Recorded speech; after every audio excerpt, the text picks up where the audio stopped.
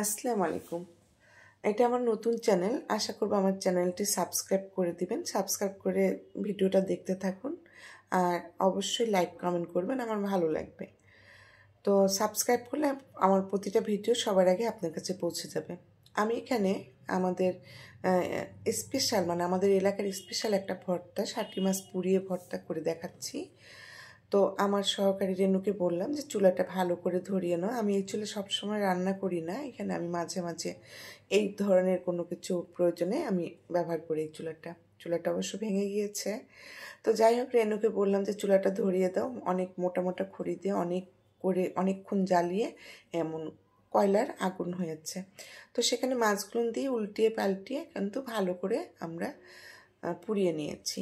তো এই মাছ পোড়া ভর্তাটা কিন্তু অনেক টেস্টি হয়। আমার উনি আর কি এই পোড়া মাছের ভর্তাটা বেশি পছন্দ করেন। আমরা যে ভেজে করি সেটা খুব একটা উনি খান না।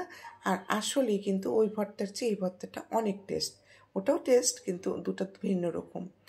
তো যাই হোক, আমি এইভাবে রেনুকে দিয়ে মাছগুলো উঠিয়ে নিচ্ছিলাম। সুন্দর পোড়া হয়ে গেছে। এখন এটা সুন্দর করে প্রসেসিং করে নেব, ভর্তার জন্য। তো দেখুন, আগুনটা কিন্তু এখনও সেরকম দগদগ আছে, অনেক গাঢ় আগুন আছে। তো বুঝতেই পারছেন যে কী পরিমাণে আগুনের মধ্যে এটা পোড়াতে হবে। আগুনটা কিন্তু জ্বলবে না, কিন্তু কাঠটা বা কয়লাটা অনেক গাঢ় লাগবে। আসলে আমি বলে বোঝাতে পারছি না ওটাকে কী বলবো ভাষায়। যাই হোক, তো মাছ পোড়া হয়ে গেছে। আর এখানে উপরে আঁশটা আছে সেটা কিন্তু পুড়ে গেছে। সেটা ছুরিতে এইভাবে চেষে নিলে পারে ঝরে যাবে। তো রেনু সেটাই করছিল। আর এই দেখুন, মাথাটা এইভাবে বের করে নিয়ে আসলে তার ভিতরে যে ময়লাটা ছিল সেটা কিন্তু মাথার সাথে দলা হয়ে বের হয়ে এসছে। আর কাঁটাটাও খুব সুন্দর করে বের হয়ে আসবে। মাছটা অনেক সুন্দর সেদ্ধ হয়েছে, অনেক সুন্দর পোড়ানো হয়েছে। তো আমি কিন্তু এটা খেতাম না।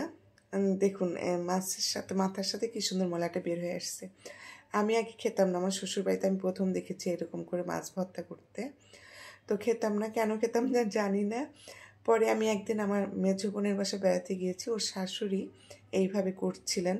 তো ওনার ভর্তা করার প্রসেসিংটা দেখে আমার লোভ লেগে গেল। তো যাই হোক, আমি ভাত খেলাম যখন ওনাদের বাসায়, তখন আমি এই ভর্তা দিয়ে টেস্ট করলাম। ওনার ভর্তার প্রসেসিংটাই ছিল এত সুন্দর। তো খেয়ে দেখি না, সত্যি অনেক মজা। তো তখন থেকে আমি নিজেও করে নেই আর কি, ওনাদের সেই ভর্তার প্রসেসিংটা ফলো করি। একই প্রসেসিং আমার শ্বশুরবাড়িতে একইভাবে করে।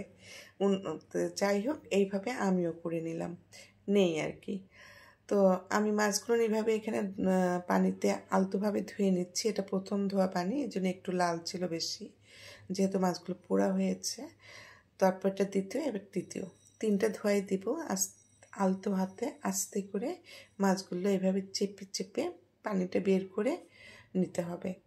তো এখানে বেশ কিছু কাঁচামরিচ কিন্তু পুড়িয়ে নিয়েছি। আমি থালাটা খুব ভালো করে দেখাতে পারলাম না। আমি ভিডিওটা করার সময় রেনুর সাথে কথা বলছিলাম, বুঝতে পারিনি যে ক্যামেরাটা আসলে কোথায় ছিল। তো যাই হোক, এখানে বেশ কিছু কাঁচামরিচ পুড়িয়ে নিয়েছি। এটা কিন্তু শুকনো মরিচ দেওয়াই যাবে না, কাঁচামরিচ দিয়ে এটা সবচেয়ে টেস্ট হয়। তো কাঁচামরিচ এবং ধনিয়ার পাতা কুচি করে নিয়েছি। বেশ কিছু পেঁয়াজ ছিল, আমি ভিডিওটা পরবর্তীতে করতে ভুলে গিয়েছিলাম।